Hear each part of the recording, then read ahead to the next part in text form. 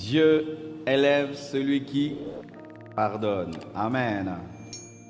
Aujourd'hui, je vais vous parler de la gloire du pardon.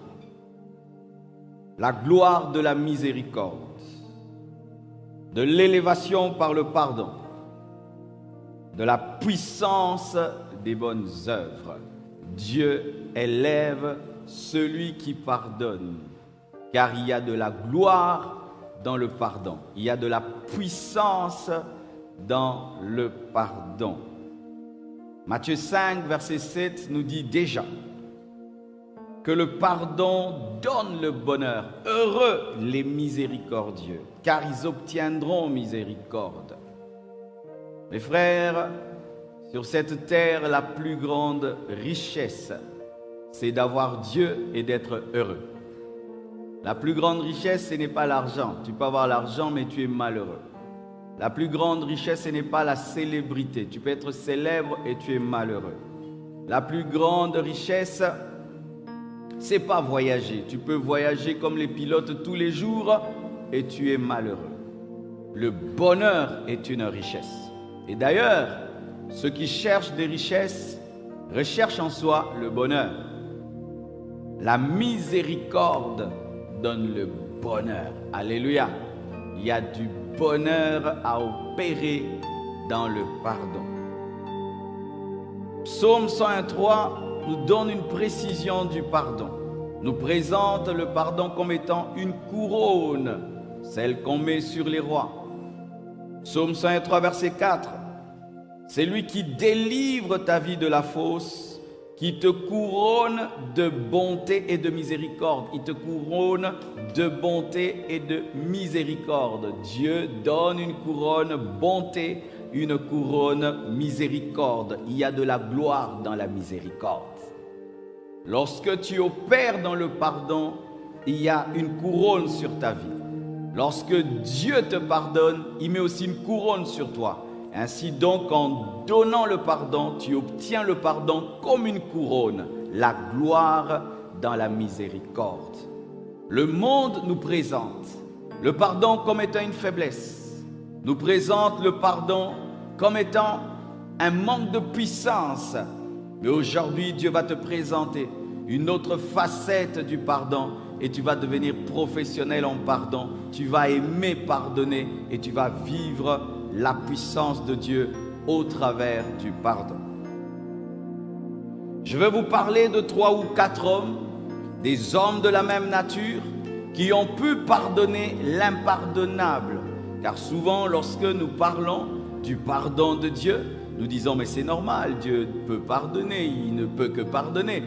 Il est Dieu, il est esprit. Mais lorsqu'on te présente un homme comme toi, fait de chair, fait de sang, fait d'os, de nerfs, qui est passé par des situations comparables aux tiennes et qui en est sorti sans colère, là, ça devient un grand défi. C'est pourquoi dans la parole, on ne nous présente pas que Jésus-Christ, on nous présente aussi les serviteurs de Jésus-Christ et les disciples de Jésus-Christ afin que nous puissions être défiés par leur foi et qu'on puisse dire, mais si lui a pu pardonner, et pourquoi pas moi? C'est pourquoi la Bible est remplie des exemples d'hommes et des femmes qui ont suivi Dieu, qui ont suivi Jésus-Christ et qui sont passés par des moments difficiles et qui ont pu, par l'aide du Saint-Esprit, accorder leur pardon. Je commence par Job. Job 42, verset 10, la Bible dit, « L'Éternel rétablit Job dans son premier état, quand Job eut prié pour ses amis, et l'Éternel lui accorda le double de tout ce qu'il avait possédé. » Vous connaissez tous l'histoire de Job. Job était un homme riche, le Bill Gates de son temps. Il avait toute la richesse, tous les amis qu'il voulait. Mais un jour, un défi entre Dieu et Satan. Satan se promène sur la terre et Dieu lui pose la question, « D'où viens-tu » Il dit, « Non, je viens de me promener sur la terre. As-tu remarqué mon serviteur Job? Il me craint, il est intègre, le plus intègre sur toute la terre. » Et Satan remet en question l'intégrité de Job et dit, mais tu l'as béni en toutes choses. C'est normal qu'il t'aime. Permets-moi seulement de le toucher et tu verras. Et là, Satan attaque sa richesse. Il attaque sa santé. Il tue tous ses enfants. La femme de Job lui dit, maudit Dieu et meurt. Elle veut se débarrasser de ce mari pauvre et malade, maudit. Ses amis l'abandonnent. Ses amis le critiquent. Ses amis prennent la parole de Dieu contre lui et ne lui manifestent pas de la compassion. Restent dans leur sainteté alors que lui souffre. Commence à chercher à discerner son problème alors qu'il a besoin de compassion. Alors que lui, il les a aidés lorsqu'il était riche, les a aidés lorsqu'il était fort. Et lui, quand il traverse des moments de maladie, de pauvreté, ses meilleurs amis commencent à le juger, à le critiquer, à dire qu'il a péché, à dire qu'il est maudit, à dire qu'il a un problème spirituel, à dire qu'il doit se repentir. Vous savez, des fois, les personnes très saintes sont très méchantes. Ouais, frère, si à ta sainteté, tu n'ajoutes pas l'amour, tu vas faire du mal aux gens. Parce que quand tu n'es que dans la sainteté sans amour, tu vas oublier la compassion. Tu vas oublier des fois, d'oublier tous les versets bibliques que tu as et de pleurer avec quelqu'un qui pleure. Et eux, ils ont oublié qu'ils avaient un moribond devant eux. Ils ont oublié qu'ils avaient un homme faible qui avait perdu ses enfants. En un jour, un homme qui était en deuil, ils viennent dans son deuil pour le juger. Ils viennent dans son deuil pour le condamner. Ils viennent dans son deuil pour l'amener à se repentir.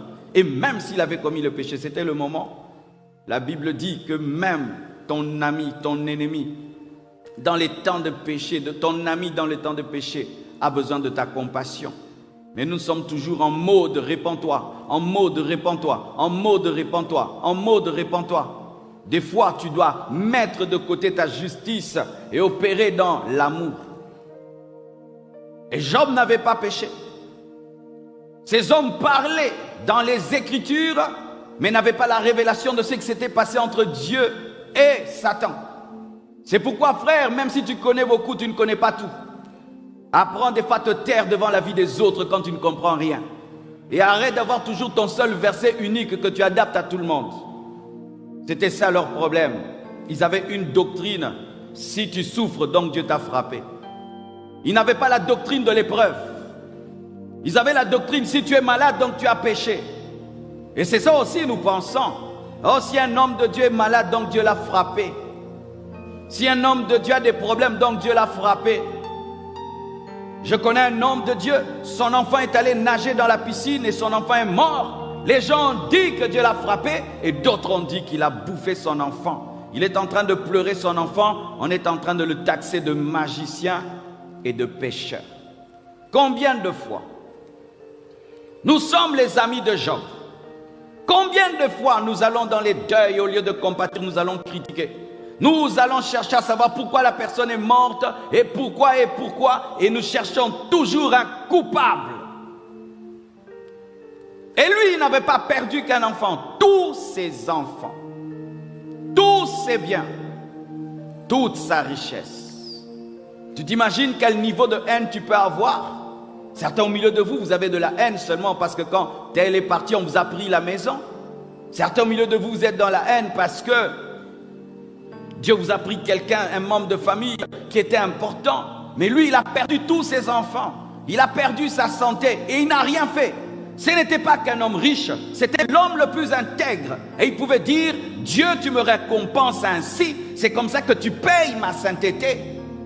Et au lieu que ses amis puissent venir le fortifier dans la foi pour lui dire, n'abandonne pas la foi, Dieu t'aime, nous ne comprenons pas. Non, ils sont en train de le mortifier alors qu'il a besoin de consolation. Et dans des temps pareils, plus que jamais on a besoin de son épouse. C'est quand son épouse pense au remariage. Et comme elle sait qu'elle ne peut pas partir, elle désire sa mort. Tes amis t'abandonnent, te jugent. Ta femme désire ta mort. Tes amis sont partis. Quel niveau de colère tu auras en toi? Tous le tableau était peint pour que Job tombe dans la haine, pour que Job tombe dans la colère et qu'il rende le mal pour le mal, qu'il abandonne même Dieu, qu'il puisse maudire sa femme et puisse maudire ses amis. Mais dans tout cela, dit la Bible, Job ne pécha point. Il n'a péché ni devant Dieu, ni devant ses amis. Il a gardé sa bouche et il s'est gardé de tomber dans la haine. Cet homme a tout perdu par des forces invisibles, mais qui se sont manifestées dans le visible. Et c'est là, au travers de l'histoire de Job, que nous remarquons, frères, que les forces invisibles peuvent manipuler le feu, la pluie, la tempête, des tremblements de terre. Ah oui, sur cette terre, il y a des choses qui arrivent qui proviennent de l'invisible. Et si cette histoire qui précédait le malheur dans la vie de Job, on ne nous avait pas précisé qu'il y avait une conversation entre Job et entre Dieu et Satan, on aurait cru que c'était des accidents. Regardez cet homme, malade, pauvre, lui qui a vécu dans la richesse, en train de se gratter avec un morceau j'oublie le terme. Il a besoin d'être entouré, il a besoin d'amour. C'est quand les gens le rejettent, et pas seulement le rejettent, le condamnent et prennent le couteau, le retournent et le retournent dans la plaie. Et lui, il voit comment quand ses amis avaient des problèmes, il était là pour eux, mais lui, il a des problèmes. Ils sont en train de le juger, de le condamner et de dire des choses qu'il ne maîtrise pas. Comment cet homme a réagi? Il n'a pas réagi dans la haine. La Bible nous dit, comme je l'ai dit, l'Éternel rétablit Job dans son premier état. Donc il est redevenu l'homme le plus riche. Quand Job eut prié pour ses amis, quand? C'était ça la clé. Quand seulement il a béni ses amis. Des hommes qui ont été déloyaux. Des hommes qui l'ont abandonné dans ces moments difficiles. Des hommes qu'il devait haïr. Mais il a refusé de haïr. Il a refusé de maudire et il a prié pour eux. Quand seulement il a fait cela, la couronne est tombée sur sa tête. Quand seulement il a prié pour eux, quand seulement il a donné la miséricorde, la couronne est venue sur sa tête et il est devenu plus riche. Il a reçu le double. Et je remarque dans la parole, les personnes qui pardonnent reçoivent le double. Les personnes qui pardonnent reçoivent le double. Dieu lui a rendu le double de ce qu'il avait perdu. Et un détail est donné au sujet de ses enfants, c'est que ses prochains enfants, 3 filles et 7 garçons qui sont venus, étaient plus beaux que les premiers, plus intelligents que les premiers. Et il y avait une particularité dans la vie de ces filles, c'est que ces filles avaient le droit d'hériter avec leurs frères, ce qui n'était pas le cas pour les premières. C'était des filles émancipées, alléluia, et qui connaissaient leurs droits et qui avaient part à l'héritage de leurs propres frères. Même les filles qui sont venues étaient supérieures aux filles qui étaient parties par la puissance du pardon. Le pardon te permet de redécouvrir ce que tu avais perdu, de reavoir ce qui était parti, d'être rétabli, d'être restauré. La puissance du pardon. Pardonne et Dieu t'élèvera. Pardonne et Dieu t'élèvera. Pardonne et Dieu t'élèvera. Pardonne et Dieu t'élèvera. Pardonne et Dieu t'élèvera. Alléluia. Il n'a pas seulement pardonné à ses amis, il a même pardonné à sa femme. Parce qu'il n'a pas eu ses enfants avec d'autres femmes. Il a eu ses enfants avec la même femme qui lui a dit « Maudit Dieu et meurs ». Il a pardonné cette femme. Elle est revenue dans sa maison. Elle est revenue dans ses voitures. Même si elle voulait se séparer de lui, Job a engrossé cette femme. Ah oui, 10 fois il lui a pardonné. Une femme qui a voulu qu'il meure, 10 fois, il a eu des enfants avec cette femme, mais il pouvait chaque fois lui rappeler, mais toi, tu m'avais abandonné, mais toi, non.